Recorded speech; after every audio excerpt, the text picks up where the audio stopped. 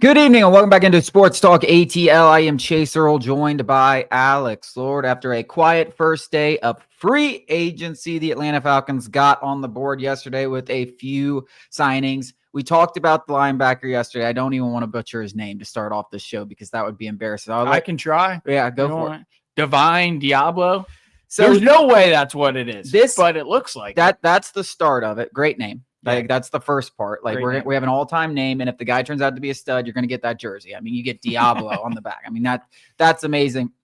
What you got here is an ultra-athletic linebacker. Hasn't done much in this league. High upside guy. You see where he slots in. The Falcons paid him. They paid him like a guy that's going to come in and start. I mean, they paid him damn near as much as Caden Ellis, who is the Falcons' best linebacker right now. So the hope is that he can come in and have that similar impact where Caden Ellis was kind of overlooked, came in and became a very key piece to this defense, and you hope he can have that same impact. But you also hope that Troy Anderson can stay healthy and turn out to be worth the value of a second-round pick.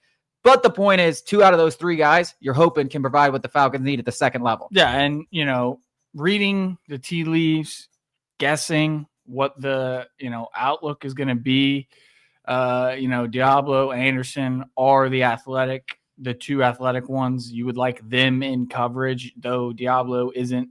Not that either of them are great in coverage, but they're better than Ellis, who is just, he's got bricks tied to his feet, it seems like. Maybe he's the pass rushing guy on those third downs.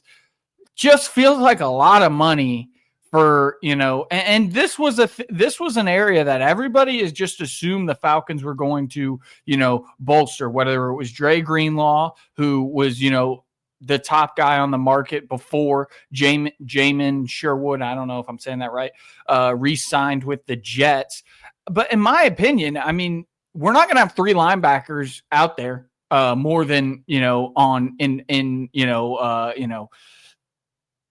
packages inside the 10-yard line. Like this, the base defense is going to be a nickel personnel with 2 linebackers. And while Troy Anderson has struggled to stay healthy, in fact, he just hasn't been healthy, are you ready to give up on a second-round pick when there's so many other positions in need? I'm not of that opinion, but clearly they still feel like they had to bolster. I mean, $7 million per year. You got 2 years, $14 million. It's closer to like 1 for 8 because they can move off of them with little dead cap next year. That's still starter money. Like, that's not money that you want rotting on the bench. Like, I don't see the vision. Plus, he's also not exactly a proven commodity, whereas like Caden Ellis, you could kind of squint and be like, okay, I can see it because, he burst onto the scene in those final 8 or so games for the Saints before he signed with the Falcons. But like Diablo has never really done anything in this league besides run a fast 40 time. Yeah, I mean, converted safety. I agree with you. I want it to work out, but and I'm trying not to be pessimistic because this is a fun time of the year. But I'm failing to see the vision here. Yeah, I agree. I mean, it's just one of those things where you spend it's pretty much your one of, if not your most expensive free agent. It's right up there with all 3 of these guys. So you're assuming he's going to play a big role. And then you have Troy Anderson and Caden Ellis, who you also hope to play a big role. And one of those guys isn't going to be playing much of a big role, but it's depth. I thought it's an expensive depth piece, but maybe he comes in and he has a third. Hey, I'm not, like I said, I'm not going to sit up here preseason and criticize draft picks or criticize free agent signings, but I will do it after the fact. In that same breath, I will criticize it before. Jeff Ulbrich cut his teeth as a linebackers coach.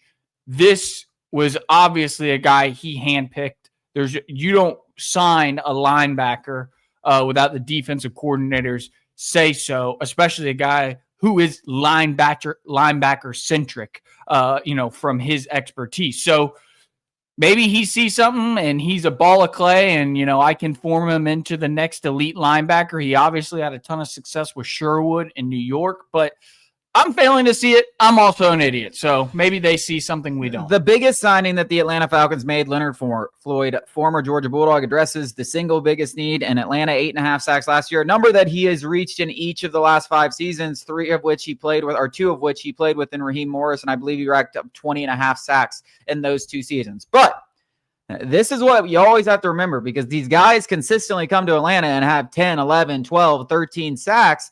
And then they come in and they're like, oh my God, he's not that good. He only has 4 or 5. Well, yeah, he's the only edge rusher on the team. He's getting double teamed every play. Like, he's not a guy that's going to carry this Atlanta Falcons pass rush. He is a solid number 2. But right now, the Falcons got to find their number 1. They have got to find their number 1. Like, if you go out there and get me Trey Hendrickson, right, and you have Leonard Floyd and Arnold Ebiketie as your 2 and 3, you've got something cooking there. You finally have something on the edge where you can be like, that is respectable. But if it's just Leonard Floyd and Arnold Ebiketie, you can expect the exact same damn thing we saw from Matthew Judon and Arnold Ebiketie this past season, because Leonard Floyd is not going to go out there, carry this pass rush, and get 11 sacks unless he gets a bunch of Vic Beasley sacks where the guy's just running right into him. That's not going to happen. So that's key. If he can be the number 2, and whether it's in the draft or it's Trey Hendrickson or some other trade, because there's not a lot of free agents out there that can come in and be that number 1 anymore, he's got to be your number 2. That's still to me their biggest need right now on the defensive side of the ball. I wouldn't count on a rookie coming in and carrying a pass rush.